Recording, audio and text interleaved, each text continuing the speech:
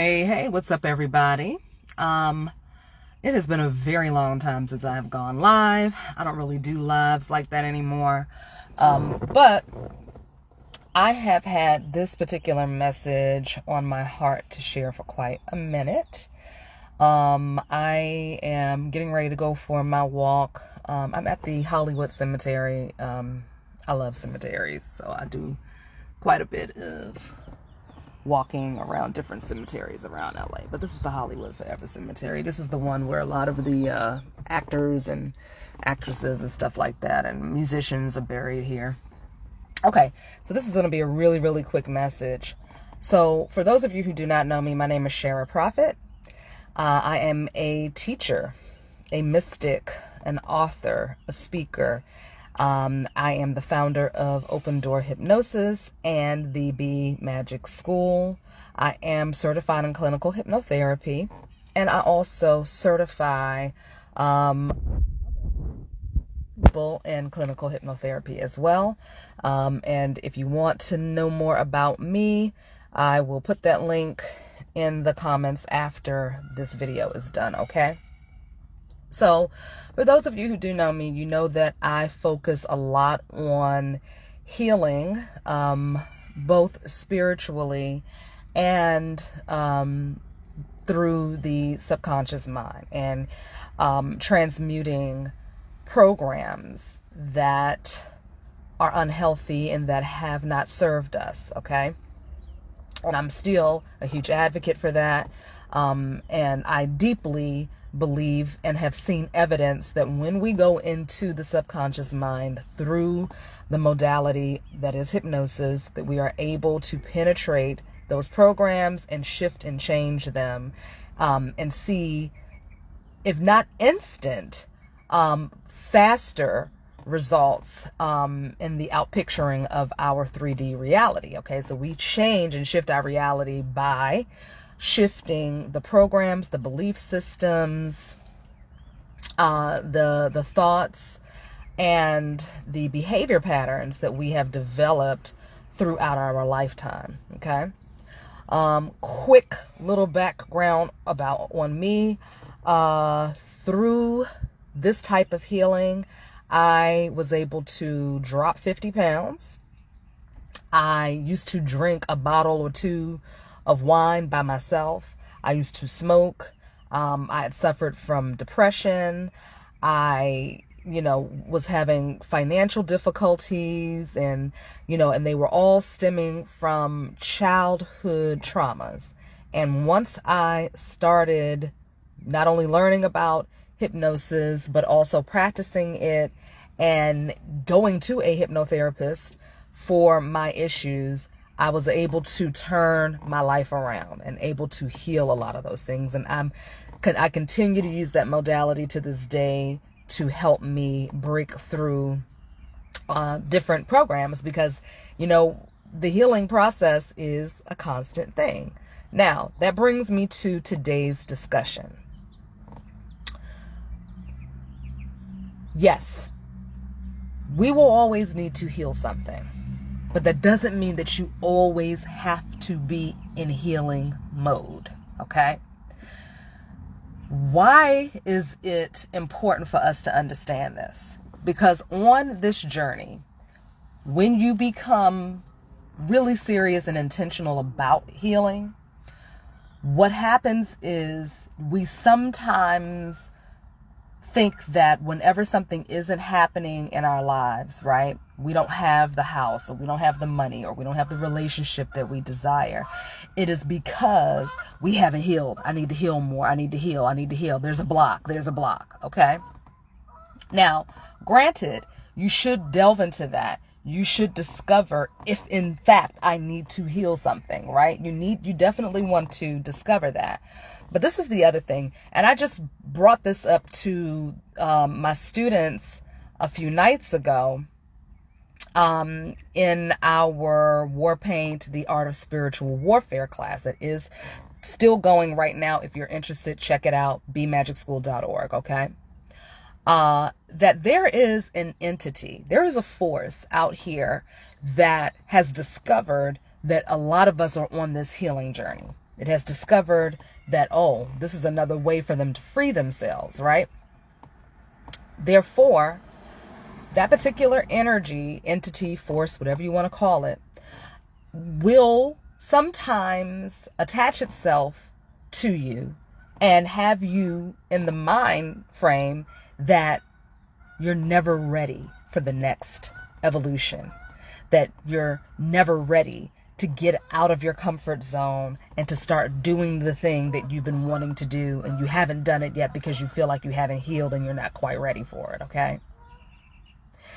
This energy will also trick you into believing that you always have to be healing something. And sometimes when we get into that loop of, I just need to heal, I'm not ready, I'm blocking myself, what you're doing is you're feeding that suggestion to your subconscious mind that you're not ready for it, that you're not enough, you haven't done enough, okay? And this can paralyze us, and we can get stuck in a paralysis. Analysis paralysis is one of the terms that my old reverend used to use. Well, he's not an old reverend, but the reverend from a church that I used to attend, okay? And I'm using that term right now because sometimes we are so stuck in the mode of analyzing what needs to be fixed that instead of us doing the actual work to fix it and then taking action steps to move ourselves forward in the direction where we want to go, we are just stuck there. And it was brought to my awareness while I was meditating that this is an actual entity. This is an actual force that is out here keeping us in this space of always needing to heal, always needing to be fixing something, not quite ready. I'm blocked. There's a block. There's a block. There's a block. Years ago, I used to say, I'm blocked. I'm having blockages in the areas of money and finance. And I heard my inner higher self say, well, you're blocked because you keep telling yourself that you're blocked. You keep telling yourself that you're blocked. And while that is also my job to be aware of my use of language, okay, which is something else that I teach, of how to utilize the right words when you are healing yourself, when you are in meditation, and when you're doing self-hypnosis, okay, because we're always hypnotizing ourselves. That's a whole nother conversation. But we're always sending suggestions to ourselves about where we are in life and what is possible for us, okay? So while that's my job to know the right language to use, it is also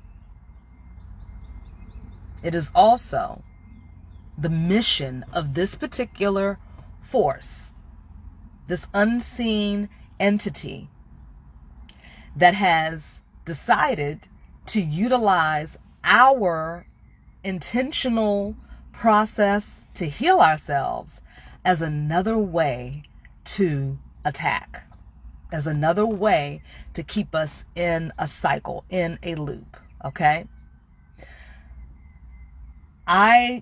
I'm not going to go super deep into how to identify this entity and how to banish it and how to bind it. I do go deeper into that in the War Paint, the Art of Spiritual Warfare class, right? So if you want to check that out, it's still going on. You can sign up for as little as $25 a week.